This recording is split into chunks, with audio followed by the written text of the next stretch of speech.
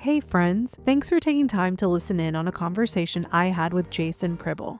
During winter break, I had the opportunity to speak with Jason Pribyl, an American racer who has moved to Europe to pursue his racing career. As you'll hear, Jason has gone all in to pursue his dream of being a competitive and professional race driver. Our conversation touches on the challenges and sacrifices necessary for an American who has aspirations to be globally competitive and/or reach the Formula One grid. But before we get to our conversation, I need to ask, can you help us out? If you haven't already, please take a moment to follow us and give us 5 stars on your favorite podcast app, as well as share this episode with other F1 fans. We know our growth is because of you, and the guys and I thank you. Hope you enjoy our conversation. I am super excited to do this interview. I get to do it, though, by myself because we've had some unexpected changes on our schedule, so John and Dick can't join me, but I'm super excited to have Jason Pribyl. Jason is a young American driver, and those of you in our audience know that we really want to highlight American drivers who are making their way to be internationally competitive, and Jason is one of those, and I'll let him share a little bit about himself and tell us what life is like as a young American driver. In his case, he is out in Europe. We're really excited that I don't know where this episode will air, but we're doing this conversation during winter break because you're home stateside, and it worked out really well that we could at least not have to do too crazy of a schedule. I mean, it's because and you'll talk about that, about some of the sacrifices and challenges that you experience and wanting to be a competitive racer in Europe, but there's also things that you have to still think about that are just everyday life. So I'm really looking forward to this conversation, Jason. So welcome. Thank you for having me. I'm really excited. I love obviously it's a bit of a shame that John and Dick can't be here, but it is what it is, and I'm happy to be here anyway. So thank you for having me. You're welcome. Well, and here's the thing, you get to be the monopoly. You're the only racer on the call. Before you would have had to compete with 2 veteran racers. I wanted to start really and give a little bit of background. As I said in the introduction, you've made the hard decision to move to Europe and compete there. And I say hard decision because there's a lot of sacrifices that come to that. I wanted to see if you could give us a little bit of an introduction as to what your racing story is that got you to Europe. And then I'd like to unpack a little bit of what life is like for you in Europe as a racing driver trying to be competitive. Yeah, of course. So I'm a first generation driver. I started racing when I was 7, and I just like to say it got a little bit out of hand from there. I had started racing kid karts, and then a year after that moved into sportsman, and I raced in L206 my entire time in karting. So I never did any Rotax or 2-stroke stuff as much as I would have liked to, because it's very fun. But spent a lot of time in that, and then in 2020, I believe, I moved into my first car race, which was FRP in F1600, so Formula Fords, except not actually a Ford.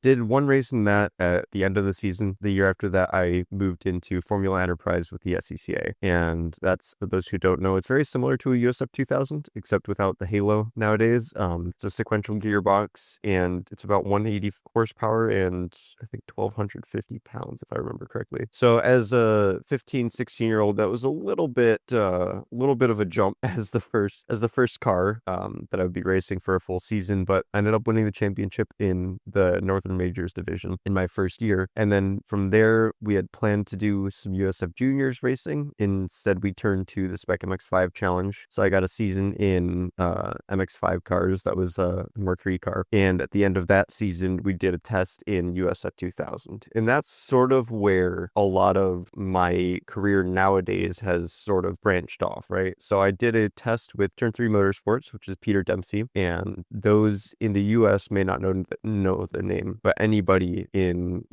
junior formula in the UK specifically will know the name Peter Dempsey. I didn't realize it at the time, but that was one of the best decisions I had ever made.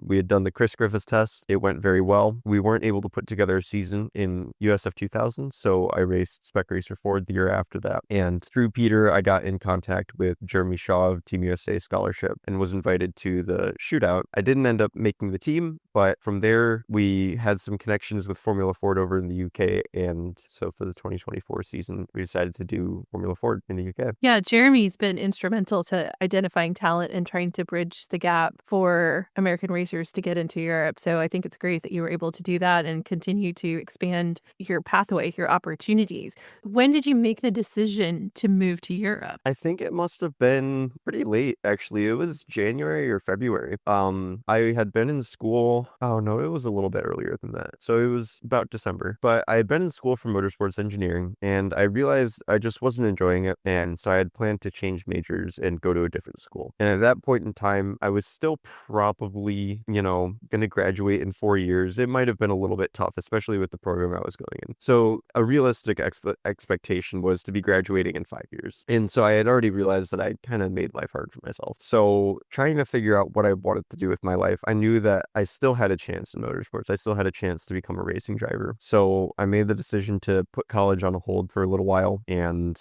just see what I could do over in Europe. A lot of the doors had started closing around me in the US. The cost cap is very high. The cost of entry is very high in the US, and the culture of racing is just a little bit different. And in the UK, I saw opportunities that I wouldn't have in a number of different ways, right? From a financial perspective and just a networking perspective as well, that I just simply wouldn't have in the US. And so I realized that I could continue my career in the UK, and the only way I would be able to continue my racing career is if I went and made that decision to go over to the UK. I'd like to unpack a little bit because, especially for our audience, it's predominantly focused on Formula One, and we haven't really had a lot of Americans showing up on the grid. The most recent is Logan Sargent. Even that has changed over the course of this last year. I think that people don't fully grasp the difference in culture, the difference in opportunities between Europe and America.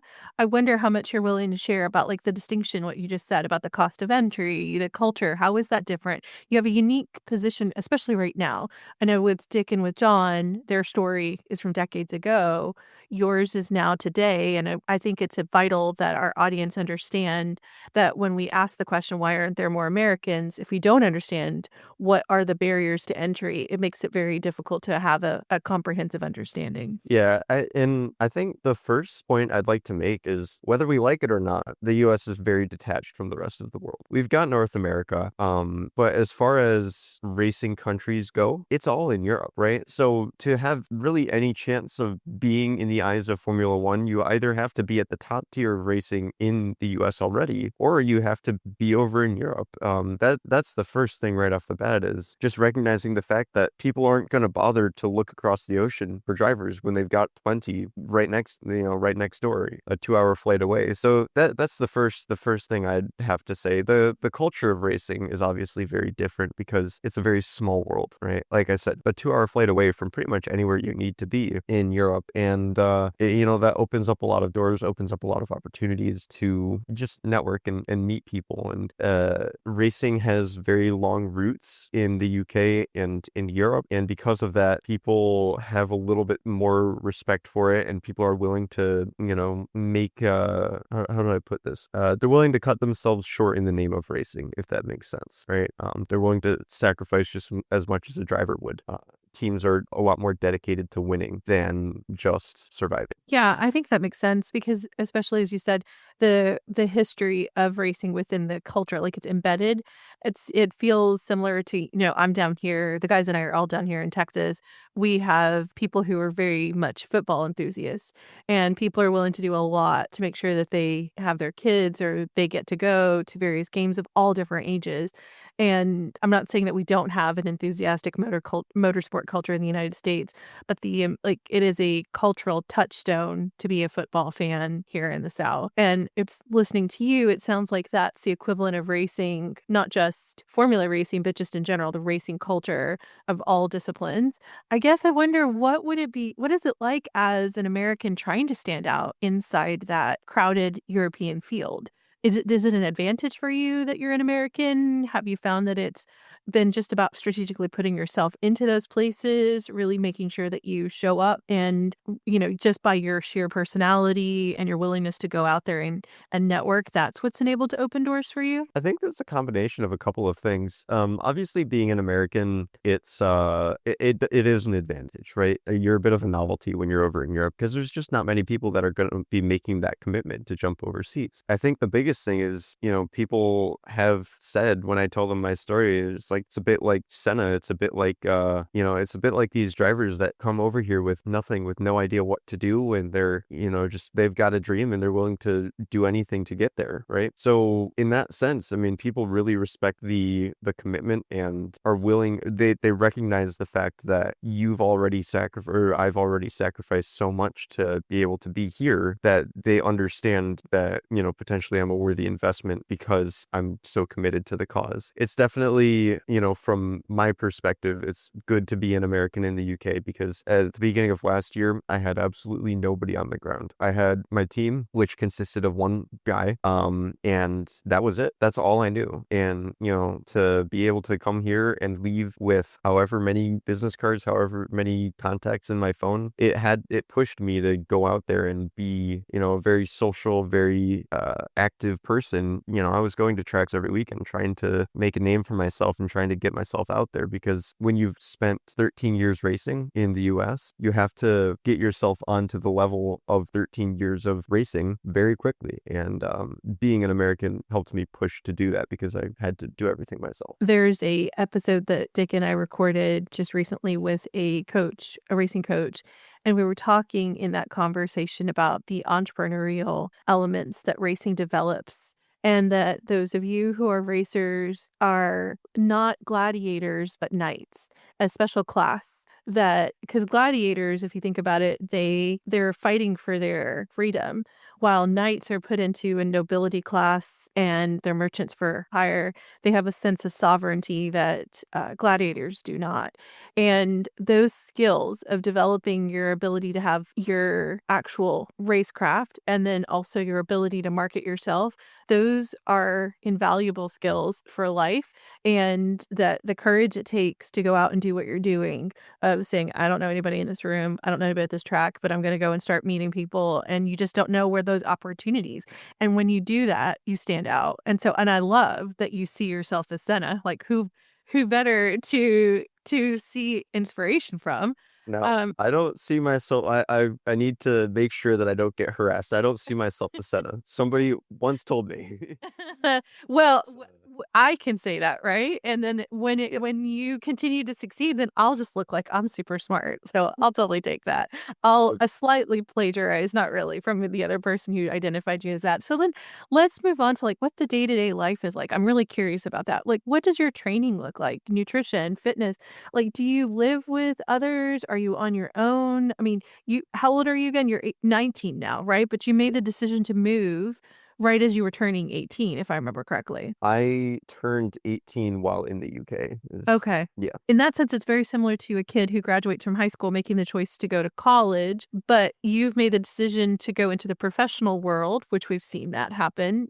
For decades, people have made the choice to, as you said, defer college. But your change is that it's a different location and you're trying to build a professional resume. So I'm wondering, like, what have you had to think about that most kids at 18, they go, oh, I'm going to go to a dorm, I'm going to have a meal plan. That's not your reality, I assume. No, it's definitely a jump because I've gone to university, and I hate to say it like this, but it was a lot easier than what I'm doing now. I like to say I could have made my life a lot smoother, a lot easier, but that's just not who I am. Right now, obviously, this is my summer vacation as a driver. It's the winter. We're not going to go out in 30-degree weather. There's just no point, right? So I'm home for the winter, and I'm currently living with my parents, just, childhood room, but it's nice.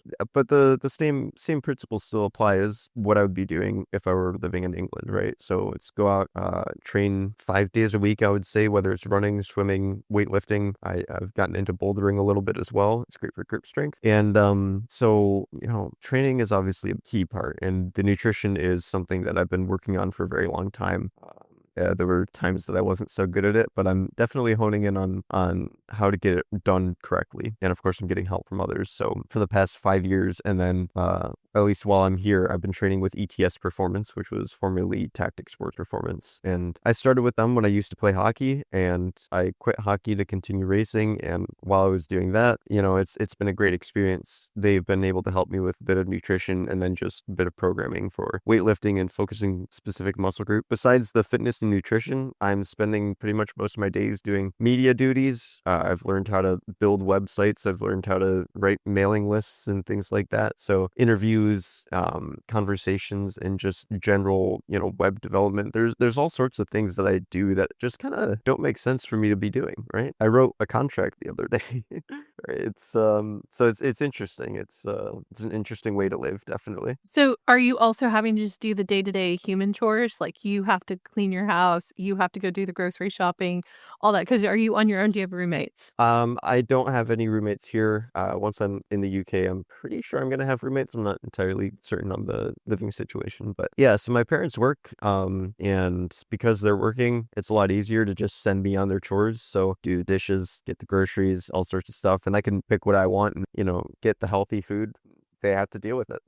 Yeah. So it's But in the UK though, that's all oh, on you. like That's all on you. Okay. 100%. So So yeah, you're up, you're out, you're doing your own stuff. You're trying to make sure you're maintaining your nutrition, your training, all the different new skill sets that you're doing that you wouldn't expect a racer to have to do, but these are all skills that you're doing. So your days are pretty full. definitely. Yeah. I mean, it's like living any life really, and it's maybe a bit of a challenge for me specifically. I mean, maybe other people feel this way too, but when you don't have somebody telling you what to do, it gets a lot harder, right? So to get yourself to go out there and cleaning is one thing, but working on your projects, working on your media stuff while trying to live a normal life when you really don't know how to do it yet, that's all a bit of a challenge, and especially in the UK where policies and just the way of living is different there. Yeah, that's what I was hoping you would help our listeners to see is that for most 17, 18, 19-year-olds, they get to go to college. It's almost a little bit of a step ladder into independence where it's in a controlled environment. Generally, you do have tons of responsibility. I'm not saying that they're just totally frivolous, but you've made the choice to go and truly transition into a professional, personal independence.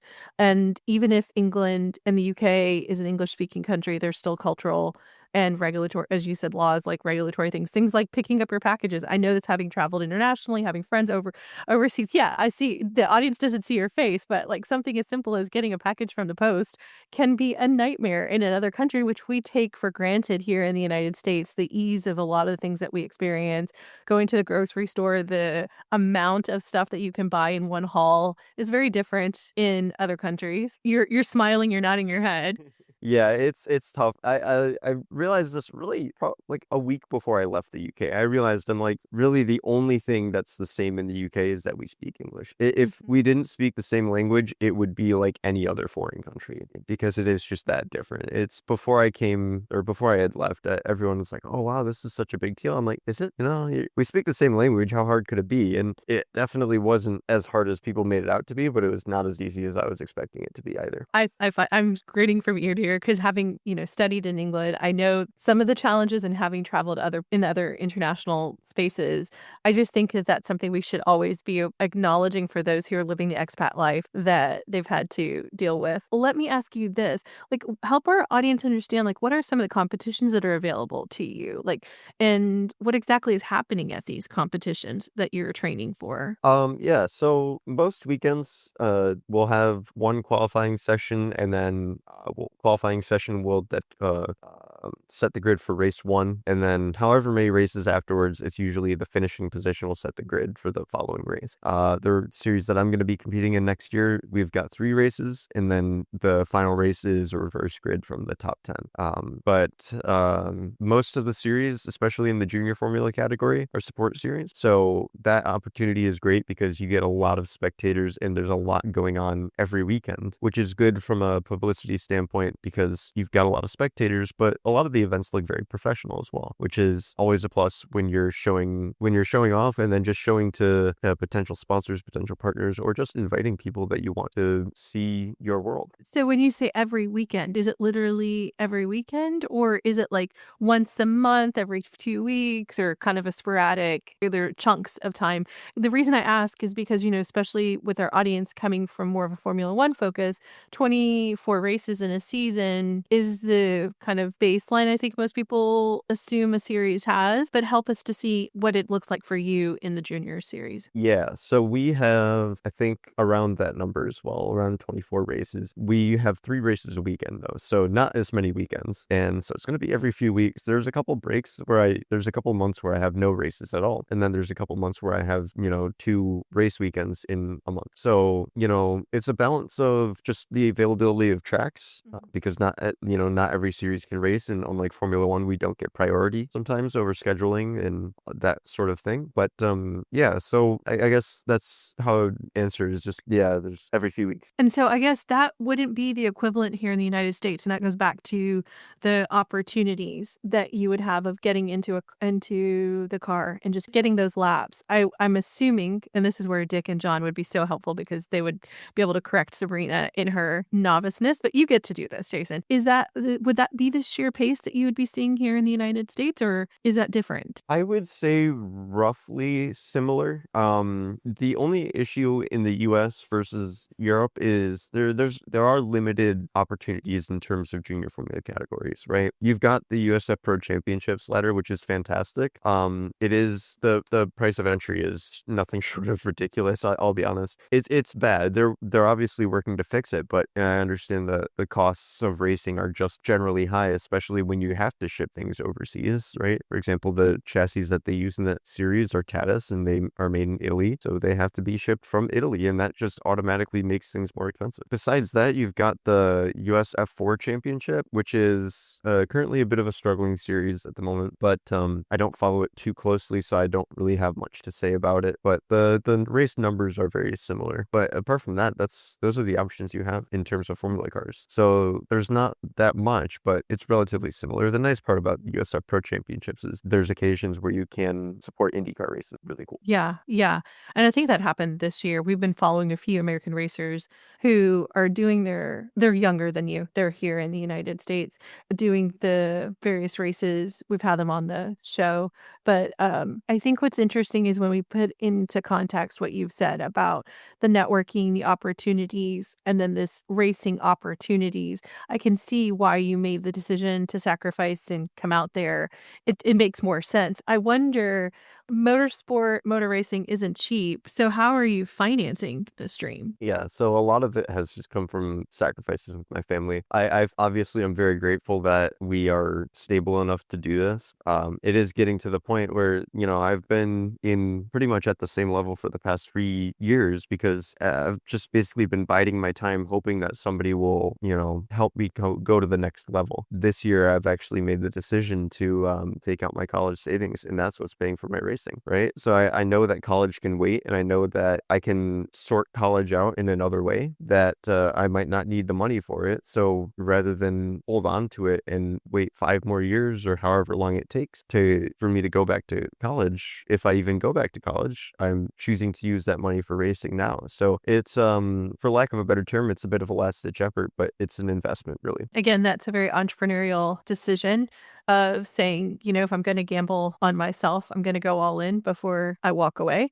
Again, going back to what we talked about, the person who identified or tried to say you're like Senna, is if you decide you're going to do this, you want to be able to look back and think, okay, I didn't leave any stone unturned and I gave it my all. And if it didn't work out, I can take the next pivot. And there's, as we've said over and over, these are transferable skills that can move forward. So let me ask you then, looking at the Formula One grid specifically, that's the focus of this podcast, as I've said, in the entry for most of our audience into this world of motorsport motorsport. Are you focused on Formula One or not? And why not? It's always on the table, right? If a Formula One team came up to me and asked me to drive for them next year, I'd say yes. I don't know a racer who wouldn't, right? Yeah. But my goal has always been to make a living out of racing, right? Because I understand that Formula One is very difficult to make it, right? It takes a lot of money just to get in the eyes of Formula One teams, right? To make it up to Formula 3, up to Formula 2. I think most numbers are around 7 million euros, right? And my family is not worth that, has never been worth that. As hard as all of us work, it's just the reality that we don't own corporations. So we try our best, but really there's obviously options, right? But Formula One has never been my goal necessarily. It's just always been on the table for me. So is your goal? What are you hoping? And when you say I want to be a competitive racer, is there a specific discipline or a specific way that you envision your future to look like that you would like that would be the ideal? I think I could see myself becoming a endurance driver very easily, right? Well, easily being, I could see that as a likely opportunity. Mhm. I'm very fond of endurance racing. I love the WEC. I love Le Mans. It gets me emotional, right? Watching Le Mans and watching the end of that race because every year I stay up for it, right? Every year it's the full 24 hours. The same with Daytona as well. It's the full 24 hours because I love the idea and I love the concept and I love the dedication that the drivers and the teams put in. And so I adore endurance racing, right? My heart lies with formula cars, but a lot of cars nowadays are, just as pleasant to drive as formula cars. So I would say that endurance racing is a very possible future for me. That's good. I think that that's exciting. We could see you representing the United Do States in you one of those teams. do you follow endurance racing very much, or are you? That's a great question to ask. So I have a little bit. It's definitely one of those I want to learn more about. I did follow elements of this year's Le Mans and I watched, where were they in the Middle East? Were they in Abu Dhabi? Yes, that would. Yeah, I Oh, watched Bahrain maybe. Bahrain, one of the 2.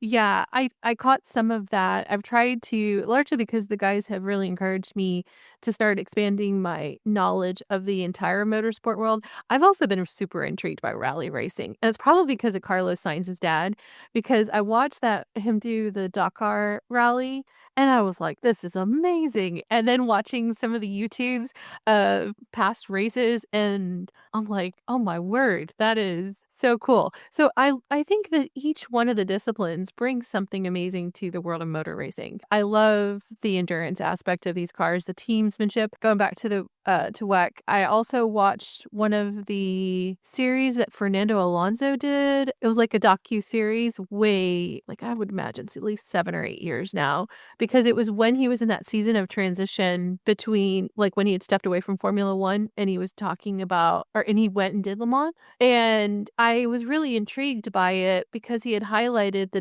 differences and how he had to actually change his mental mindset of approaching his racing. Like in the world of Formula One, it's very individual as a driver.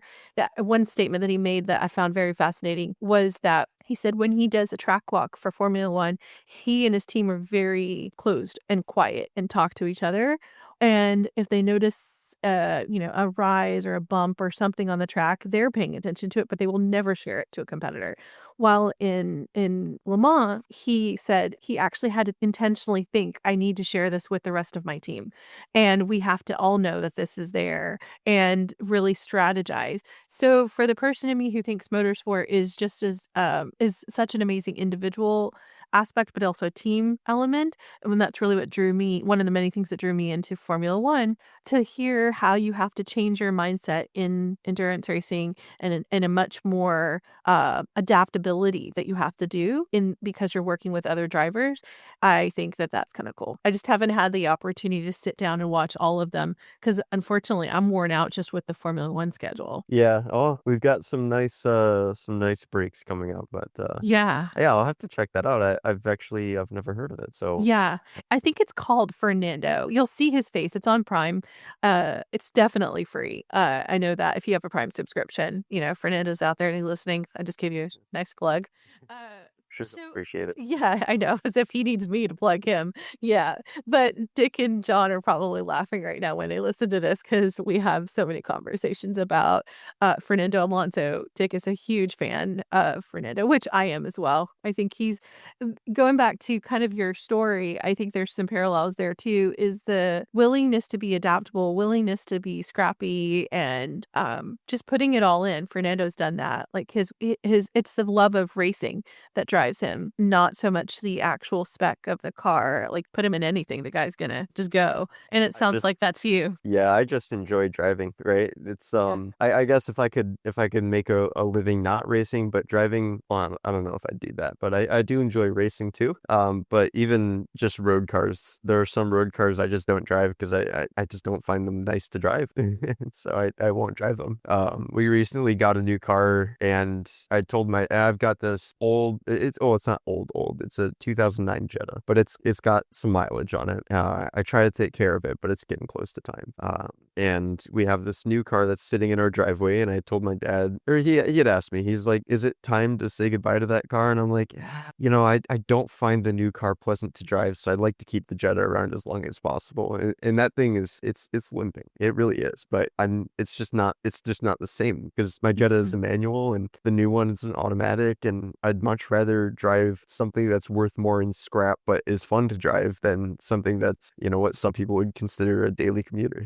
I just like driving cars. That's the biggest drive. That's probably my driving factor. So let me ask you, as an American, do you think there is a comprehensive pipeline within America getting drivers onto that grid, or are the challenges we've talked about, are they preventing that pipeline? I think there's probably a couple of different directions you can go with this. I mean, for starters, if you want to be an American racing in Formula One, more likely than not, you have to spend a couple of years in Europe, right? I mean, you see it with people like Polo, who have a very real shot of making it in Formula One, who is racing in IndyCar now, but he didn't really have any bit of a career in the US, right? He came from Europe. He did, maybe I'm wrong on this because I haven't followed Polo's career too much, but I think he did race in Europe. But it's similar with a lot of drivers that came into IndyCar to, the Americans. Newgarden, for example, spent a lot of time in Europe. He was one of the Team USA recipients as well. And I think the biggest thing is the pipeline. It starts with making that jump to Europe, because without that, I don't think you're going to get very many eyes. Obviously, with this new GM stuff happening, who knows, right? I'm sure you'd love to talk about that because it's interesting to say the least, and I'm excited for it, but I'm not sure what to make of it. I don't know how it's going to change the scene at all because this type of thing hasn't happened in my lifetime, at least. And, so I'm excited about it, definitely, and I think that could open up a lot of doors for American drivers over in the U.S. without having to make that jump. But it's for the time being, I think the move is to spend some time over in Europe, definitely. Well, you open that door and we'll walk through it. What are you hearing on your side of the pond about this? Well, I've met some people on the team. I've done a couple of tours, and I've met some people that are jumping ship and things like that. If I even knew the names, I wouldn't say them, of course, but Right. I never caught their names. Very wise, Uh, very wise. but I mean, it's the real deal. I've seen their shop. I've seen their facility. It's incredible, and I fully expect for them to be competitive. Really, it's hard for me. I'm no professional, right? But just from the outside in, I'm excited to see what comes of it, definitely, because Andretti is a very well established name. They've done pretty much every aspect of motorsports that you can think of besides Formula One, and it's about time for them to start getting involved. So, do you think that the drive to do that comes from this increased American interest? Do you think that this is going to be a boon to Formula One because they have this now a team that is American based? I think it will get some eyes off of the glam that comes with the American events that happen often, right? I know there's some mixed reviews about really all of the races, and from a spectator's perspective, back when we only had one race, which was Coda, you go you try and get tickets for the Formula One race and you can't find them. It's all about the concert tickets and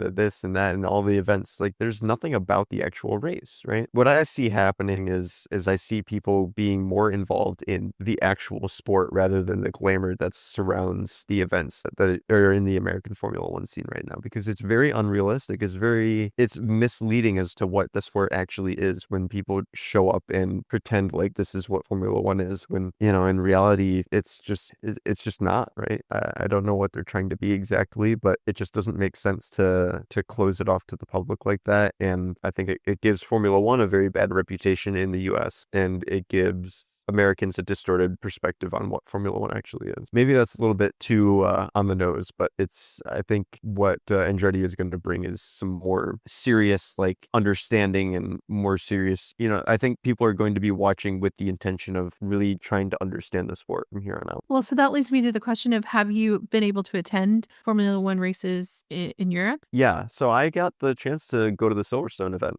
which was really Ooh. special, right? Because obviously when Lewis won that was You were there? I was, yeah, I Oh. was at that race. So I was actually able to be a guest speaker for one of the clubs that was there during the event, and I watched the race, and I was on the outside of Meggett's and Beckett's, and it was something. It really Nathan, was. I'm so jealous right now. I had no idea what I was getting into with that event. Obviously, nobody did, but wow, it was incredible. But that's Okay, what it's so all about. yeah, Uh, okay, so now we're totally gonna have to unpack this. Have you experienced a Formula One race here in the United States? in the United States, no, but I did go to the Montreal GP. Okay. So it's similar, but I want to kind of unpack what you said about the entertainment being the draw inside of these US based races. Tell us what the experience was like at Silverstone. So we have a little bit of comparative why you come to that conclusion. Yeah. So first things first, Silverstone was probably one of the more expensive events on the Formula One calendar. It is like a general admissions was, I think, like £300, which is Mhm. it's not cheap. But the venue is sold out, right? So that's check number one. There's a lot of people there. There's a lot of people willing to go the extra mile and get to the event, even though it's really expensive and it might even hurt some people financially. It's just that kind of dedication. The weather there was atrocious. It was disgusting, right? It looked bad on the television, but I mean, I was ankle deep in mud while waiting at the gate, and people didn't care. Not a single person cared. Neither did I, right? While I was there, it was just rainy. It was miserable, and everybody was standing outside. When it started raining harder, people just stood there and watched because Lewis was leading and their driver was winning this race. So it's that kind of yeah. It's just that there's a very special dedication to the sport that it's really beautiful to see. It's really fun to be a part of as well. Yeah. Okay, so I used the football analogy before and I'll bring it back. It's kind of like, sounds like the Super Bowl. I don't know which year it was because I don't pay attention to it, but I've seen clips of this. Like it was snowing and everybody's out there watching their team try to win the Super Bowl in the midst of snow. It sounds like that level of passion and dedication is what you experience, and to experience it as a group, regardless of who you were probably cheering for. Probably the predominant people were there for Lewis and for the UK-based drivers, but watching, it seemed like everybody was just there for the fact that they love motorsport and racing specifically. So were there the things like you said that you see happen here in the United States, concerts and festivals and stuff like that? Or was it just simply, we're just here for racing? There were, but they're only there when you look for them, right? I didn't look for concerts and stuff, and so I only found out about them when I was walking past the gate, walking out, and I saw that there was a concert venue. So the nice part about it is you get to pick and choose what you want to see. You get to make the event for yourself, and that's sort of, I think, the right philosophy is make the event what you want it to be. So like there were plenty of people that did go to the concert, but the concerts didn't happen during the event, didn't happen after the event. They happened before it, and if you wanted to go to that, you could go to that. And if you were just there for the racing or just there for practice, then you're absolutely allowed to do that too. So it's just about giving people the option to, do what they want to do at the event. I think that was the biggest thing for me. Okay, this is all good intel because the guys know this. Silverstone is on my list of dream races that I would love to go do. So now I know that when that day comes, I'm gonna have to call you up and say, okay, give me all the insider tips of how to maximize the trip and enjoy this and what I shouldn't do as well. So thanks for that. I think it's very interesting. I'm going to have to ponder through this because I know there's, like you said, a different philosophical approach. Well, you didn't say those words, but that's essentially what you're saying. There's a different philosophical approach to how the US based races are being held and versus what you're seeing, at least at Silverstone. I can make the argument, maybe this is the lawyer in me, that having different vibes at different venues also is a market differentiator and it plays to different markets and different people. As long as you don't lose the racing, I guess is where I would come at it, is that's got to be first and foremost good racing, and everything else could be different packages of the same product. But I can see where your concerns are if the way that it is being done in all three US based races for a new and burgeoning market, it gives a misperception of what the actual product is because of the packaging. So I think that you bring a valid points. Yeah, I think it's just one of those things that it takes time to figure out, right? Mhm. It's the exact same thing as I said before. Racing is just a lot older in the UK and, Europe in general. And so people just have a better understanding of what spectators and what fans are looking for. The Mhm. US is still a very new market. Even with Coda, it's still a very, very new market. And so, Formula One is just trying to figure out what we like. And I think with time, they'll settle into a rhythm that most people appreciate. But I think we're in that discovery phase at the moment. So I Yeah. can't fault them for anything, really. Do you think that American interest is sustainable? Absolutely, yeah. I mean, the GM is probably the first real step, in my opinion, to creating a long-lasting fan base in the US, and that's that I'm very happy about. But we've got Coda, which is a great track. I'm personally a very big fan of the Vegas circuit. I love it. I think it's really cool. It reminds me of Singapore with a little bit of Baku. It's really fun. I think one of the biggest obstacles in Formula One in the UK or in the US right now is options for tracks. I think that's one of the bigger issues for me, in my opinion. It's just we have one FIA Grade A circuit, and that's Coda. But in my opinion, there's a lot better tracks out there than Coda, and I think there's a lot better tracks that can produce a lot better racing. Right? I've raced at Coda, and it wasn't a Formula One car, but I didn't find it all that interesting either. So what would be your ideal? Where else have you seen something that you think, oh wow, I wish that was in the United States? I'd say like some of my favorite tracks, Road America and Mid Ohio. They're two really, really cool places. Mid Ohio would be a challenge to fit a Formula One car on it. I can't lie. Road America, it had an opportunity to become a Formula One track at one point, and they did some updates, and they were almost there until they didn't want to build a pit lane. So that's a bit of history there.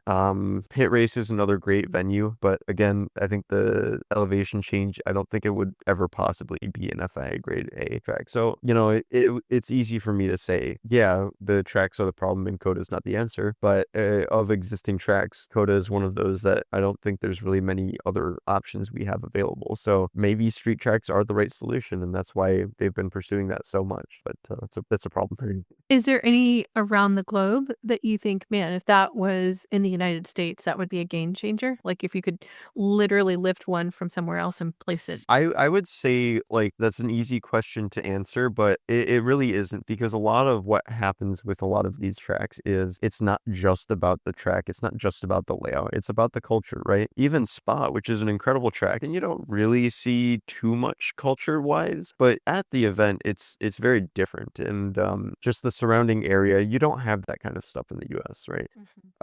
Monaco, another great example, is it could only be in Monaco. It really could. You can't throw that track anywhere. Barcelona, you get the background, the vistas. It's beautiful track. Singapore the same way. So I think every track has its place, and to just pop a layout into a different country, it's not just about the track, it's about the story behind it. So it's hard to say that I would really be able to put any track in the US and say it's a game changer. Mm-hmm.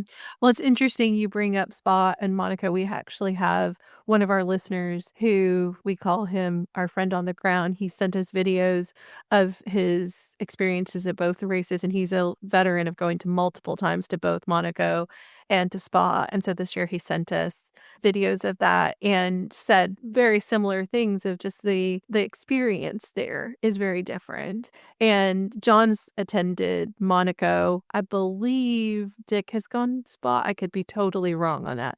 I feel like one of them did, or maybe we have a friend who's gone. Either way, like I can see what you're saying. It's not simply the track and it's the experience. And that goes back to what I think you were saying about what is the experience we're bringing here into the United States to create that story. And as a history person, I love the fact that you tap into the history and the culture, the story that we're narrating for the sport here in the United States. Let me ask you this final question. And then, of course, if you have other thoughts, you're welcome to jump in if you feel like there's something we haven't talked about. What do you, well, actually, two questions. I say this. What do you say to someone who thinks Formula One is just about fast cars? It is. I think like that's one of my favorite parts about it is Formula One is the peak of performance, right? Mm-hmm.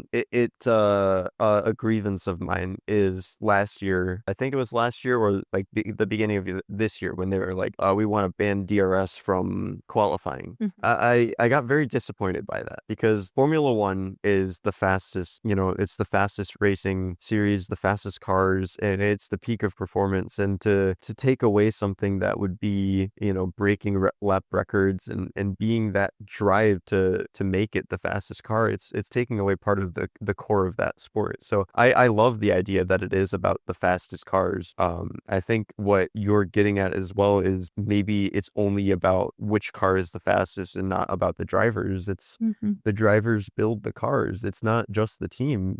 There's a reason that, certain people are not doing as well as others in the same car. It's because the car is suited to one person or the other, right? So that's what I find very interesting as a driver. And that could just be my driver's perspective of it. I just find it very entertaining to see somebody build a car as a driver. And, the idea of that being perfectly catered to somebody's driving ability is so cool to me. And I personally, I love it. But there is so much about Formula One. I've always maintained that to really enjoy Formula One, you have to watch more than just the races.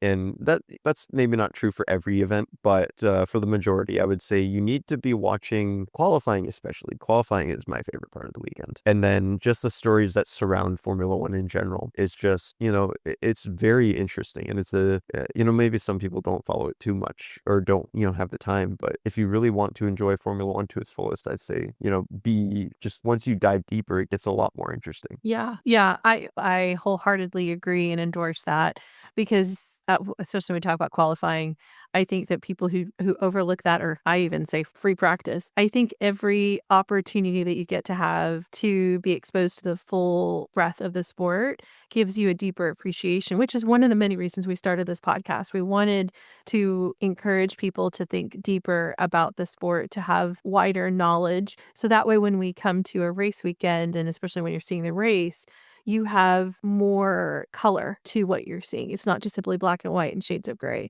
but it's a full picture, hopefully a full picture. This is why, going back to your question about endurance, like that's actually one of the things that I want to learn more about the endurance world, because I know that what I'm seeing, people could be like, oh, you're going to sit up for 24 hours and watch a race. Well, yes, but if you understand all that went into getting them to that point, then yeah, you're going to be like invested in wanting to see who ends up and what happens along the way.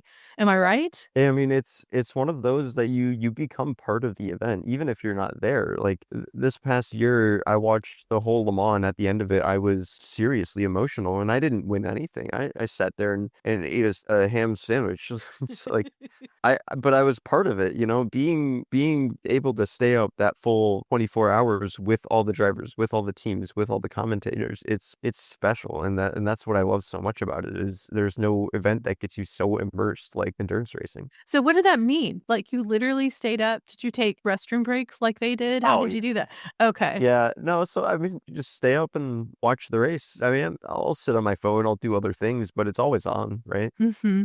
It has to be because you have to see what's going on, and if you fall asleep, something's gonna happen, right? Yeah. And then you wake up and you've missed it, so Right. you can't let that happen. And yeah, maybe I'm just crazy, but that's the way I see it. I don't think it's crazy because John's daughter is my best friend. That's actually how I became friends with John. And over the years, as my interest results because of the stories I heard from John about his racing career. And his daughter, when I started to really jump into this world of Formula One, said, I can't believe you're waking up at 2 in the morning to watch quali or a free practice. And I was like, yeah, I just have to. I feel so I can, in that sense, I can totally empathize with what you're saying, Jason. Like when you are seeing these individuals put it out all and strategically doing that and doing it in a team and really wanting to bring out the best and to be successful, you're willing to be inspired by that. We want to see the full journey. And I think that's why we watch movies and we want to watch from beginning to end so we could see how the character develops, what the story is. And in that sense, that's what racing is. It's a story. This is so interesting because there's another interview we did this week. I don't know when it'll air with someone from the karting world highlighting that so much of motorsport is about storytelling. And if you have a compelling story, people are going to want to watch. And so when you talk about how you connected with the drivers and felt like you were right there along with them, I think it sounds like the team did a good job of connecting you as an audience member. Hopefully we can do that in our little world of a podcast. So let me ask you this, going back to like educating yourself, what would you say to a new fan? What do you think is critical viewing to understand the sport? And you could even, because you're an endurance person, you can even expand to that world. I think that's good for our audience. Yeah, as far as Formula One goes, I would say it's easy, right? You can accidentally get involved because all you have to do is follow some, news accounts on social media, follow the Formula One account on social media, and all of a sudden you're that much more informed about what's going on in the sport without having to try because it just shows up on your timeline. And that's where I get most of my news is from these accounts, and that's sort of why I am able to stay so focused on it. And I would also say, like we talked about, like following every bit of the weekend is a lot more interesting.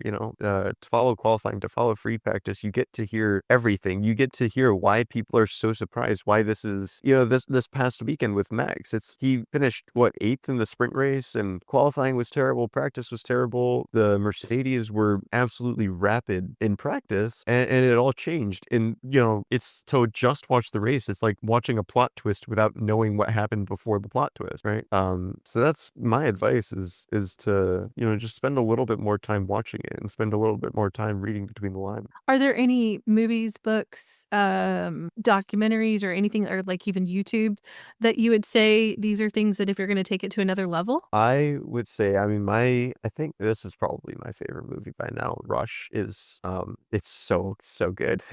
So I love that movie. It's not about modern Formula One or anything like that, but it's so entertaining and it's such a good story. It's such a good rivalry. I would also advise to watch the Braun GP documentary because it's got a good amount of drama, but it's also just really informative because it taught me some stuff about just how the world works from a team side, how the logistics really work, because there's so much that goes into a Formula One team. And I think hearing those stories and hearing the development is crucial to understanding the sport. Yeah. I think Braun GP documentary is one of the best. Yeah. Yeah, I like both of those, and two ends of the spectrum. One is very educational and one is very inspiring and like emotive. So good options. Okay, before we close out, is there anything else you'd like to share about yourself or your experience or just in general, open floor for you? Next year, I've got plans. I'd like to share those. So I'll be racing GB4, which hopefully will be announced by then. It will be because I don't think I can say this on air without it having been announced. But I'll be racing GB4 with ADM. At the beginning of the year, I joined a management company. It's a relatively small one, but good guy Gary Ward, and we got talking at the end of the season and decided to build a team. So we've built a GB4 team, and I'm really excited because we get to support British GT, and there's 30 to 40,000 spectators a weekend, which is incredible, and it's an incredible opportunity to be able to finally move up to a full season of a higher formula. I'm looking forward to it. So can you unpack that for those of us who are novice? Like if John and Dick were on the call, they'd be like, oh, that totally makes sense. But for someone like me who's still learning, could you give a little bit more color to that? Yeah, so similar to how regional Formula 3 works versus FIA Formula 3, it's just basically the same as